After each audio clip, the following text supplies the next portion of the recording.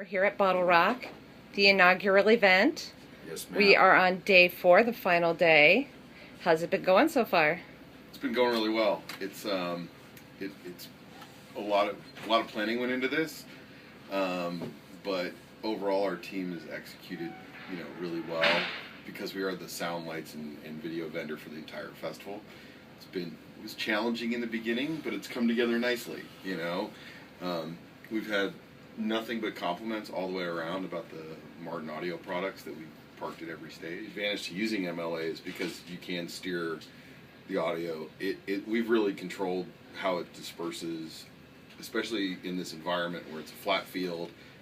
You have a neighborhood that's literally right on the same, we're against people's houses basically. Very nice. And people we've gotten very minimal noise complaints. Right.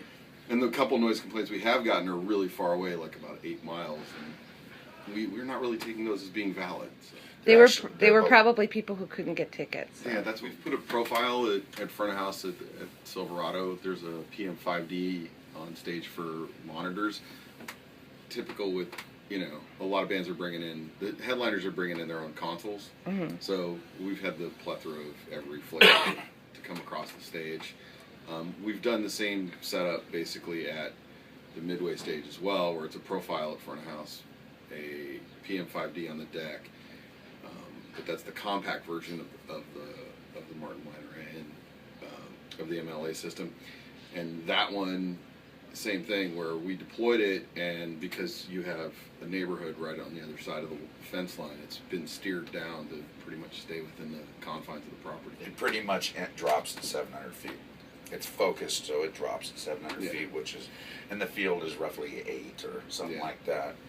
And also, just to back up a little bit to answer your question about consoles, this was a fly date for Black Keys, so we also provided a Midas Pro 6 and an SD7 SD8 Digico for them. Have you had any issues with RF coordination is being handled by a third party, but we've had only one incident in 4 days of really bad RF coordination, and it's because somebody unknowingly came on property with a prosumer camera and wireless setup and kind of interfered, but it hasn't affected anybody. And the response time of the guys who were doing it was pretty much instantaneous.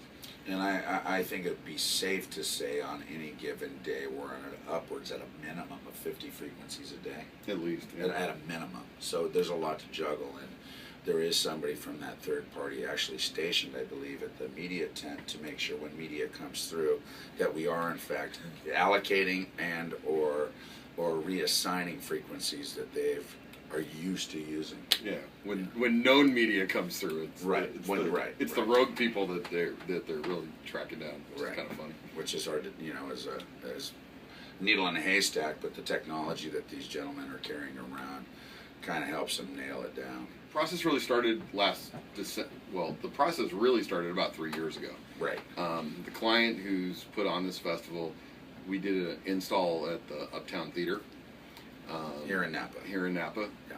That turned into us supporting their other endeavors as artists' needs came in for their theater.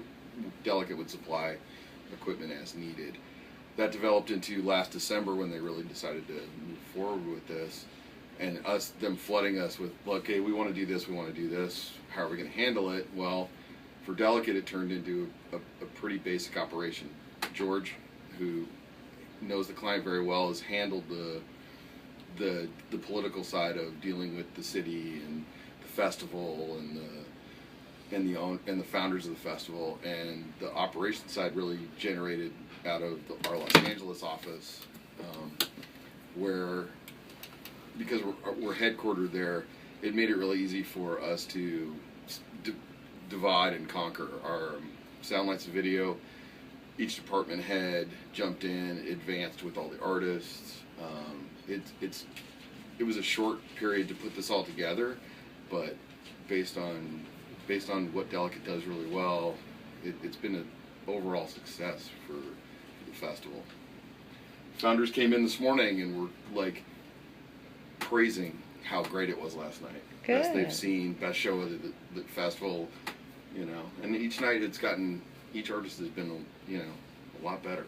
Well, you know what's funny is one of the founders got a little emotional yesterday, and he walked up to me and he just wrapped his arms around me and said, "Delicate has helped make our dreams come true." And I can't tell you how that makes us feel. We're not just a bunch of guys with boxes doing our thing. We're very, very passionate people, and we're very much a team. And Jason and I have this amazing relationship that enables us to not let us step on each other's toes. You know, we talk about it. We talk about it as a team, what each individual should do, and then we let our staff know, look, even though George is the guy who brought this to Delicate, George's task is this, and my task is this, and Jason's is this, and this is this, so please address everybody. So I would say the word is efficient. Yeah. We're efficient. And Delicate's it's a team sport. Now there's talk about it, BottleRock 2014. We've heard that. You've heard that, yes. Hopefully get bigger. Wait, yeah. will you be into it? We will definitely be there's here. no question. Yeah. If the 2 nights of sleep were enough for us to just kind of recharge our batteries and start on 2014. Yeah, I think we're we'll start ready. working that on Tuesday after we float it out. Yeah, so. we're ready.